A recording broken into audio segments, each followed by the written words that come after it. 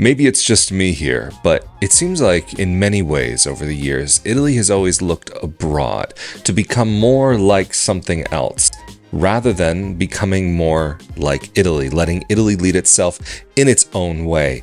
Whether it's through pop culture, looking at maybe certain other parts of the world, including American pop culture. There's a very famous song that's in complete gibberish that was meant to sound like American English that became a pop hit at one point. Or if you look at movies, TV shows, a lot of American shows do make their way to Italy. Or on a political scale, if you're looking at maybe Germany, the UK, Sweden, some Italian politicians do seem to look in that direction and try to integrate things that have been done there into what might be done in the Italian system. Personally, I can't help but wonder what things might look like if Italy were to focus on itself and seeing what might be best for the nation within its borders, taking inspiration from inside of the country. I would never say that Italy should close itself off, but I just so happened to be looking at La Repubblica, and there was an article on there about the upcoming referendum here in Italy. The referendum, which we'll be talking about a few things, but one of the most widely known things about this is the change that is potentially going to be made to the law of 1992 to get Italian citizenship through residency, through naturalization, and to be able to take that down from 10 years required to 5 years required. And again, I hate to bring up Italian citizenship by descent here, but I just can't help but think the timing of this referendum just so happens to be quite interesting. Just when it seems like Italy is really limiting citizenship by descent, citizenship by naturalization all of a sudden has this major referendum which could really change things in the nation. But anyway, let's just jump straight into this episode and the article. I'm Rafael Di Furia. This is another episode of Not Your Average Globetrotter, and roll that intro. Of course, this is a very complicated topic, and if you have any thoughts, be sure to leave them down in the comment section below here on YouTube, or if you're listening to this as an audio-only podcast, be sure to come on over to YouTube and take part in the conversation. So from La Repubblica, I believe this is actually from Florence, Italy's citizenship referendum, a chance to catch up with Europe. Why does Italy need to catch up? I get it. Fine, European Union and making things equal and having similar laws across the European Union is a thing to aim for, but at the same time, I can't help but wonder, is it in the best interest of Italy to change itself to be European and not Italian? From this article written by Lorenzo Piccoli that was published on May 27th at 3:40 p.m. On the 8th and 9th of June 2025, Italian citizens will vote in a referendum to reduce the residency requirement for non-EU nationals to apply for Italian citizenship from 10 years to 5. The initiative, backed by over 637 signatures and validated by the Constitutional Court, seeks to align Italy's naturalization laws with those of most other European countries. This referendum has been widely but mistakenly conflated with earlier debates around Ius Soli and Ius Scholae, focused on granting citizenship to children born or educated in Italy. I would probably disagree that it's mistakenly conflated with those previous debates, because for a long time there has been a push to change these rules in Italy, and it's just one route or another. I mean, even when it comes to citizenship by descent, there have been many ways that different politicians have tried to go and change citizenship by descent. It's just until Tajani, no one had successfully done it, and until now, I mean, we still don't know if this is going to be successful or not, because this won't be happening until June, and we'll have to see what the result is. And even at this point, from what I've heard, there is a very distinct possibility that they might not reach a quorum. They might not reach the minimum number of people that it would take to actually have a valid result. I think it's 50% of the nation plus one, or something along those lines. I think it's like at least 50% of the nation has to show up for it. And this would be including votes from abroad as well. So for those who are Italian citizens, whether they got it through their ancestors or they left the country, they will also have a say in this and should be getting, if they already haven't received, their voting ballots. And one of the things that Ius Scholae brought up was kind of along the lines of Ius Culturae, another potential concept of having citizenship handed to those who grow up in this country and who spend their lives here, because there is something that does come up for these individuals whose parents come from another country, raise them here, and they still can't get citizenship until after they turn 18 and still have a bit of a path to go down before they can finally get everything said and done. So there has been a discussion to make things easier for those children who've gone through the Italian schooling system, who are more culturally in line with the Italian population and have gone through the Italian schooling system to have that education. And is there something there? I wouldn't disagree necessarily. This is going in the general direction of 5-year residency requirement versus 10 instead of this past. So maybe he's not wrong by saying mistakenly conflated, but I think there is probably some sort of connection just because there's been a debate in Italy for a number of years already that is trying to make a change. But to get back to the article, in contrast, the current referendum is more narrowly focused. It aims to amend Italy's 1992 citizenship law by adjusting the time frame for naturalization, not its fundamental principles. In most European and Western democracies, 5 years of legal residence is the standard requirement for naturalization. France, Netherlands, Belgium, Portugal, and the United Kingdom and Ireland adopt this threshold. This is one issue that I really take with media, modern media, and why I no longer work in it. I have previously in the past. And one thing I in particular take issue with in the news is that when there are opinions put into a news piece, is that it is almost presented as though it were fact. Already in this article, in this short article so far, we've already heard a lot of opinionated language and not just reportative speech. And also, I would maybe even say that there are certain things in this article that might lead an individual to think certain things and not give you the full idea, because specifically in this part here, it mentions Portugal and the UK. And recently, it just so happens with Portugal's election, the new Portuguese government has said that maybe they don't want to have 5 years to get citizenship anymore and they want to up it to 10. And just funnily enough, around the same time, the UK also said they want to make getting citizenship a little bit more involved. They want to raise it, can you believe, from 5 years to,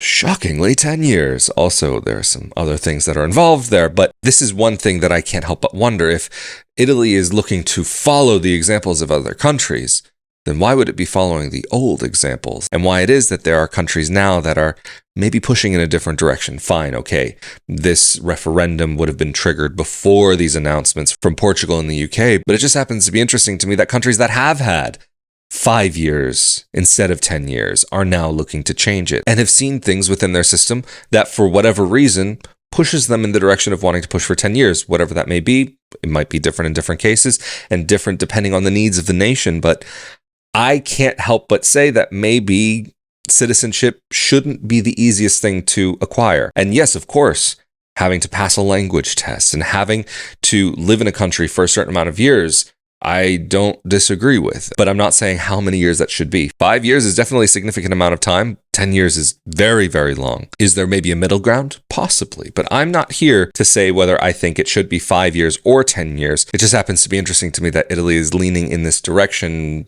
towards countries that are now looking to change their citizenship laws. But anyway, back to the article.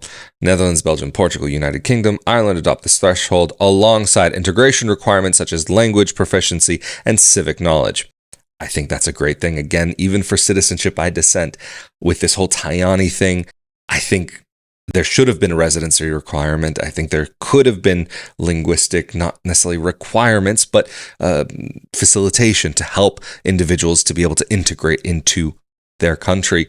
And so if someone sees this video and they say, well, you got your citizenship through your ancestry, and it's like, yeah, I followed the rules to get my citizenship. And in the end, it took me 14 years to finally get to the finish line. Most people going through citizenship by descent don't have a process that takes that long. It's just, I had to start, restart, documents, this, that, the other, rules interpreted different ways by different clerks. And that led me down a 14-year path. I don't think that citizenship should take 14 years to finally get, but I don't necessarily think that it should be so easy in some ways. And for example, if someone had told me, oh, well, you know, if you get Italian citizenship through your ancestry, you're going to go have to live in Italy and learn the language, I'd be like, well, hey, that's the plan to begin with.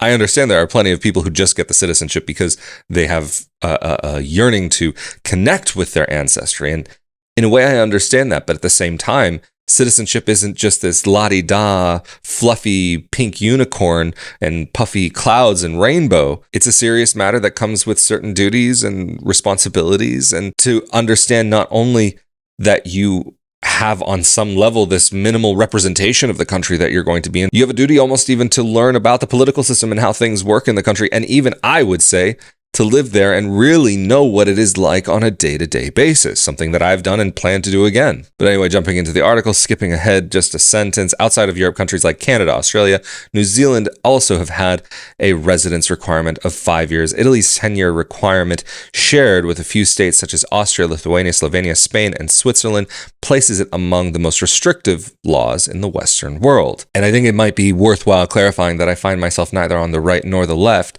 but when it comes to things like citizenship, maybe my views are a little bit more stringent, and I can't help but wonder if having more restrictive laws is such a horrible thing. I think people who have, of course, an ancestral tie, a cultural tie to a country is one thing, and those who are coming from a third party or state, it would be in a different situation. I think it's not even a horrible thing to say that there is a difference. There are certain people that have roots in this country, and then there are other people who want to make roots in this country. But those people who are motivated to make roots in this country also are very important to look at and to really recognize how important they can be to a nation, who are doing things the right way, who are doing what they can to be a constructive member of society and participating, paying taxes, and in Italy, boy, taxes. But that's another topic for another time. But skipping ahead a little bit here, the academic literature is consistent in showing that access to citizenship has positive effects. Immigrants who naturalize and become citizens experience lower unemployment rates, earn higher income, and are less likely to be overqualified for their jobs and experience a stronger sense of belonging, which in turn encourages active participation in the labor market. Naming something off the top of your head like this in a YouTube video where it's purely an opinion piece, I think is one thing. But to say something like this in a news article, you need to back it up just a little bit, or at least to say where you got this information or what this is based on, because it's very easy in this day and age that there are so many studies that are done that support one opinion, and then another study is done and then it completely contradicts that opinion. So you can have studies that look in one direction, studies that look in the other direction on the same exact topic, but they're saying two completely different things. It just depends on where specifically you're looking at within this area. And okay, if it encourages active participation, does that mean that after a certain amount of time that a person has invested in themselves into a country, that they really are pushing even more? Because I can't help but wonder if there is a difference, and this is a detail this doesn't go into. A person who gets citizenship after 5 years, what kind of connection do they feel? How can that be quantified? And then after 10 years to be able to get citizenship, what kind of connection do they feel? And how is that quantified? Because, for example, I know many people who are interested in getting the citizenship of a nation, and they get it in 5 years. They spend 5 years there. They enjoy their time. And then, well, who needs to be there anyway? Could just get the citizenship and move on to the next place. Is that really something that fosters a relationship with the nation that they will be getting the citizenship with? Is that a bad thing? Is that a good thing? I'm not here to judge on that. I don't think it's necessarily the worst thing, but if that's what a country allows for and says that individuals in a nation will have to live there for X amount of time to be able to make their application for citizenship, and then have to remain there for X amount of time to be able to wait for the processing, that's one thing. Will they have a caveat on top of that that says you have to live X amount of time in the country after you're a citizen? That's a whole different story. I believe there is some country out there that does that. I just don't remember off the top of my head which country that is. As somebody who has immigrated before and whose parents have both been at one point or another in their lives immigrants, I can say there is a very big difference between living in a country as an immigrant versus living in the country as a citizen. I can definitely agree that life as a citizen in a country, you have a certain sense of freedom, of integration, to be able to move forward in life. With just a visa or permission to be in the country, you're always wondering, well, do you have a guarantee to live in that country past X amount of time? Do you have the possibility to really set roots there? Or if you set those roots, are you going to have to dig them up and uproot yourself somewhere else? Because maybe for some reason, the next government that comes in changes the rules for that visa, that permission of stay, or whatever it may be, that no longer allows you to do that. Or you'll have a limited amount of time on this particular type of visa that you're in the country with, and you can't extend beyond that. There are different situations in different countries. I'm not saying one is perfect or one's wrong or right, but of course the rules have to reflect the needs of the specific country. So again, this brings me back to, why should one country look at the laws and try to replicate another system when maybe the system in place there caters to the needs of that nation? Not to say that it couldn't apply also to Italy as well, but this is something that I can't help but wonder. I'm sure all of us heard something from our parents growing up where they said, well, just because your friends are doing this doesn't mean that you have to either. Well, if your friends were to jump off of a cliff, doesn't mean you have to also. Then there are those who go out and will go cliff diving. And so that's a whole moot argument at that point. And no, I'm not saying Italy's going cliff diving here, but let's see. And let's get back to the article. Of course, if you want to read the full thing, you can go to firenze.repubblica.it. The referendum has quickly been subsumed into the country's polarized political environment, with left-wing parties supporting it and right-wing parties opposing it. Members of the right-wing government coalition have already deployed a familiar tactic, urging their supporters to abstain in order to invalidate the vote. Amid limited public discussion, the Italian Communications Authority issued a formal note on May 5th, urging media outlets not to overlook coverage of the referendum. In Italy, popular referendums require a turnout of over 50% to be legally binding. Again, though, this is what I was talking about earlier about reaching the quorum, the minimum amount of people for this to be able to actually move forward in the future. And of course, I can't help but wonder, why was citizenship by descent not something put up to the people of Italy? Why was that something that only was able to be put through in the decree and turned into law that way? Why was it not possible for Italian citizens to have their say? Yes, there will be many Italians who are against citizenship by descent and the ability for citizenship to be passed down generation after generation without limits abroad, but there are also those who believe it's important to protect the rights of their children, grandchildren, and so on. I mean, there are many Italians who leave the country today and they still want their families to have some sort of connection to the country. Doesn't necessarily mean that they want their children to live here, but they want their children to be able to have the freedom to be here if their children so choose to make that decision. But of course, like many things in Italy, citizenship is a very complicated topic. Citizenship in general is a very complicated topic. And then anything in Italy, of course, comes with a certain level of complication on top of that. Plenty of documents, plenty of rules, plenty of this, plenty of that. And then within the government, there's always the disagreements from the right and the left. And I mean, like everywhere we're seeing, this divide between the right and left seems to be growing wider and wider. So what are things going to look like? Will there be enough people who actually vote in this referendum to make a difference, whether it stays at 10 years or is changed to 5 years? What will things look like? What trickle-down effects could that potentially have to allow people to have citizenship with a 5-year requirement? Is it a good thing to change it to 5 years, or is it a good thing to keep it at 10 years? I have opinions that go in both directions. But I think, of course, as humans, we often generalize and put things into black and white without seeing the shades of gray in between, without looking to see, well, is there some case where maybe this makes sense? And is there a case where maybe it doesn't make sense? And having the same rules for everybody, of course, is maybe really the best way to have things. And then again, as somebody who got their citizenship through their ancestry, should citizenship through ancestry be put on the same course as citizenship through naturalization? That's something where maybe I would disagree. And I do think that even going through citizenship by naturalization, that there may be certain individuals who can show that maybe that they are much more integrated into a nation. And maybe going out on a limb here, those individuals who've demonstrated their integration into a new country really deserve to have a shortened time frame for their requirement. But of course, in Italy, you have protections and certain rights, and things have to be equal for groups of people, that they have to all have the same access and the same things in the same way.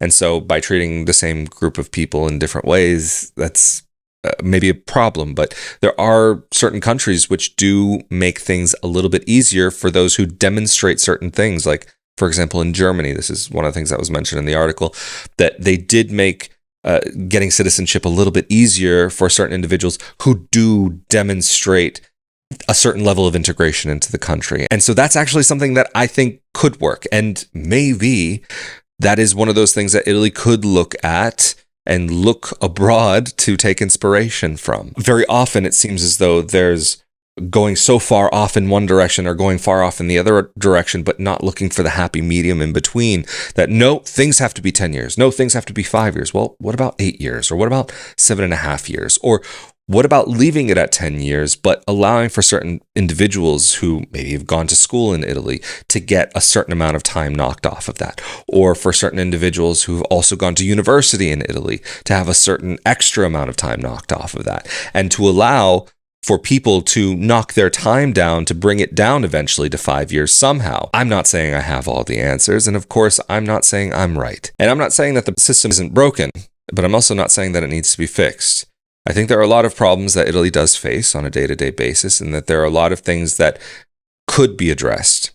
Is this one of the things that really is such a priority that should be addressed so much at the forefront? I can't help but wonder about that. And I do realize I'm very blessed to be able to say that, yes, I'm already an Italian citizen. I've lived in the country. I've worked in the country. I've paid taxes and social security in the country. I know about the various day-to-day details that are involved with making a life there. And regardless of my location, Italy is very much a part of my day-to-day life in one way or another. But anyway, this is where I'm going to wrap things up for now. I'm Rafael Di Furia. This has been another episode of Not Your Average Globetrotter. Thank you so much to those of you who help to make these episodes possible on a monthly basis, and as well as through rafaeldifuria.com/Patreon, patreon.com/RafaelDiFuria, or through the one-time support through the super thanks button here on YouTube, as well as rafaeldifuria.com/support. Anyway, again, this has been another episode of Not Your Average Globetrotter. Stay safe and healthy out there, and I will see you all next time. Later.